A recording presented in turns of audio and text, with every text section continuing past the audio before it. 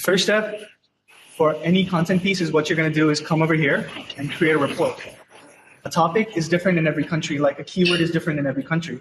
So you're going to select your country over here, the top, where you want to write the topic for. And we're supporting a lot of languages right now, and more languages are coming out as well. So it doesn't matter which language you're using. We have which language you want to go for. We have so many that it's going to be fine for just about anybody. You write a topic, and when you're writing a keyword here, you don't have to write the whole sentence, just the topic that you're working towards. Like, for example, camping gear. Here's one for camping gear. Like, I want to write a blog post about camping gear. It could be a top list, a top 10.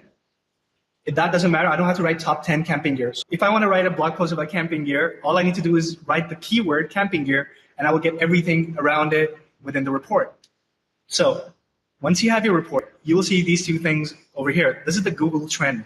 The Google trend shows you the average searches that Google has seen over the years for this particular keyword. It doesn't mean that this is great volume or bad volume. It just shows the overall search volume, search trend, basically, for a keyword that is happening over the years. So the older a keyword is, the longer history you would be able to see in this graph. Like, for example, this is from 2004, and the latest one is 2021. And as you can see, in 2004, people used to camp a lot, and 2021, people don't camp a lot as much.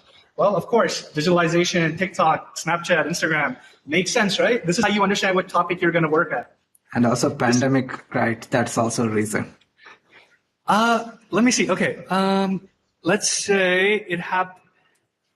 Okay. 7th and 8th. Let's say it started right here at the first month of 2019. I wouldn't say it dropped a lot. People were still searching for camping gear, maybe because they want to sleep out in their lawn. So even with COVID, I would say technically by the data that people were still searching for camping gear. That is interesting.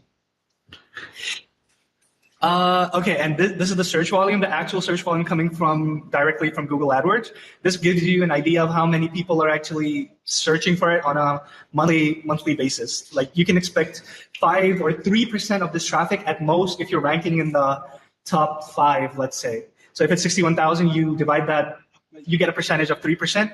And if you rank on it, that's still pretty good traffic. So the overview portion of it basically is there to give you an idea of what the entire thing is all about. The intents are the keywords that we create using our keyword generator from Brand Overflow. We take a keyword and we try to find all the intents around it, like a shopping intent, a comparison intent, a phrase intent, research, questions, local. So we kind of mix and match keywords to find keywords that Google is auto-suggesting us. Like, for example, a shopping keyword could be, let me give you an example of how my system actually does this.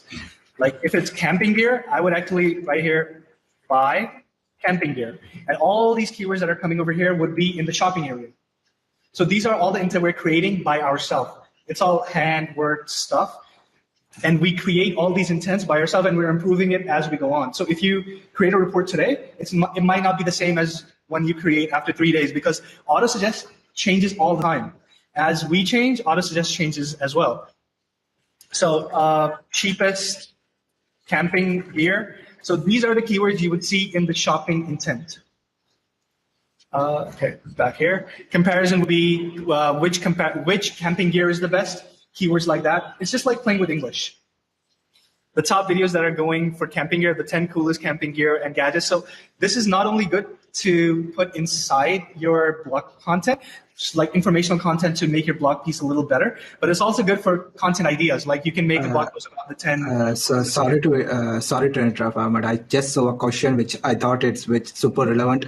The question is, how accurate is the data and what API do you use? Can you give some insights on the search? That's a really good question. We don't use any API. We built the system ourselves. And basically, our system goes to Google, types in this keyword, like cheapest camping gear. And then we take in all the auto-suggest and put it into our system. And we do it fresh every time. What about the search volumes? The search volumes are refreshed. They're coming directly from AdWords, and we refresh them every 1 or 3 months, like depending on the volume. If it's 0, we will try to refresh it every month to see if it changed or not. Got it. Something like that. I hope that answers your question, Sajwal. Okay, where was I? Okay. So These YouTube videos are not only good for like if you're making an affiliate blog, these are really good to kind of give a context over what kind of things you would expect from a camping gear, like what kind of gadgets you should look for. And if you don't want to include these in your blog, it's really a good idea to go through these videos and come up with content ideas for your own. Like if you have a camping gear affiliate marketing blog, these are the topics that you should be writing for because these are the top watched videos on YouTube, right? Tweets help me figure out what is the latest conversation going around the topic that I'm looking for. These would pretty much help me to figure out what kind of angle I would take against it, for it, what to avoid, what to further add into my content piece. Related searches and breakout searches are from Google Trends directly. Let me give you an idea.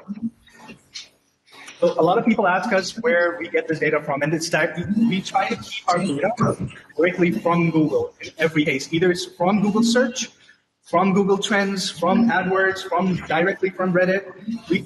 We have very little third-party APIs. So because everything is built into Brand Overflow.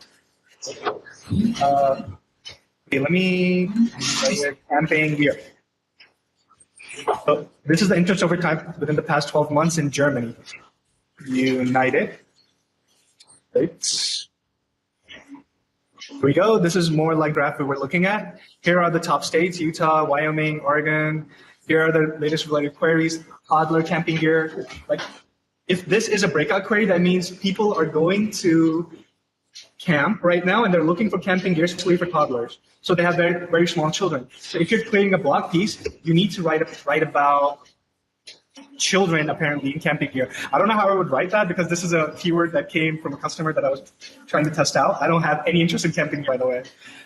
So I would pretty much write about what kind of camping gear you would need for a toddler, all the safety precautions, the lotions, the mosquito, everything, pretty much everything from mosquitoes to sleeping to food, everything. I would include that in my content. Okay, that's sorry to interrupt. The source is like Google Trends data is coming through. So let's say, for example, if they are the country, for example, United States is the popular one. If I'm looking into something like Sri Lanka or India, then there's a trend data sometimes not found or something like that for the smallest keyword. So if there's, for example, this one where it does not show any sub-region, then we won't show this data inside TopicMojo. Exactly. Because I cannot make up data. I cannot assume it is popular in Sri Lanka. Like, for example, in Pakistan, it's not going to be all that. I don't think people can just too spiked. But if you write something like biryani, we're gonna have a good trend here. So see, this is what I love about SEO. No matter what happens, every keyword has a different life in every country. This is what I love about SEO so much. As well. Okay, where was I? Okay, so these YouTube videos are not only good for like if you're making an affiliate blog, these are really good to kind of give a context over what kind of things you would expect from a camping gear, like what kind of gadgets you should look for. And if you don't want to include these in your blog, it's really a good idea to go through these videos and come up with content ideas for your own. Like if you have a camping gear affiliate marketing blog, these are the topics that you should be writing for because these are the top watched videos on YouTube, right? Tweets help me figure out what is the latest conversation going around the topic that I'm looking for. These would pretty much help me to figure out what kind of angle I would take against it, for it, what to avoid, what to further add into my content piece. Related searches and breakout searches are from Google Trends directly. Let me there at one click. The forums part is really fun, actually. So if you're writing a blog post about something, you want to get the right backlinks as well. This is not only going to give you the right conversations on forums happening all around the internet, it's also going to help you get link opportunities, like in forums and communities. You can go there and put your topic, your blog post. This is really good for people, for bloggers especially. That's what I was thinking here, that people can just go to these forums, put up their, register there, put up their link, tell them how this post can, their content could help you learn more about camping and outdoor gears or whatever. Or you could even be part of a bigger forum to help your blog get more traffic and clicks, affiliate sales, who knows? A lot of people are doing Amazon affiliate marketing lately as well. And this is the thing that's going to help you get that traffic. Not only is it going to help you get those conversations, but also help you get traffic via link opportunities.